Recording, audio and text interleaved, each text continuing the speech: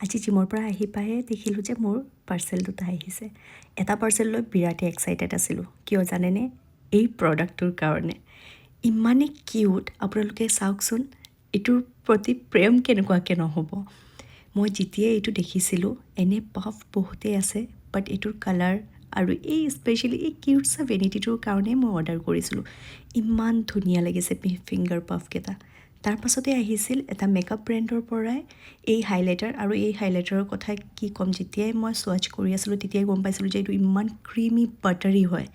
তাৰ পাছতে মই নিজৰ পাৰ্চনেল ইউজৰ কাৰণে মেডিকিউবৰ এই ক্লে মাস্কটো মই অৰ্ডাৰ কৰিছিলোঁ, যোনটো ৰিভিউ ইমানেই দেখি আছিলোঁ, আৰু সঁচাকৈ ক'বলৈ গ'লে মই ৱেইট একেবাৰে কৰা নাই।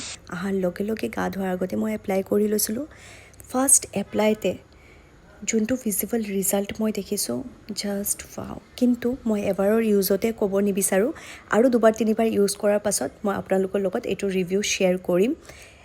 গা ধোৱাৰ পাছতে মই মোৰ ডে টাইমৰ স্কিন কেয়াৰটো কৰি লৈছোঁ, আৰু আজি যিহেতু মই বহুত ৰিলেক্স হৈ কৰি আছোঁ, কাৰণ আজি আমাৰ মাষ্টাৰ চেফ হৈছে নয়নজিৎ কলিতা।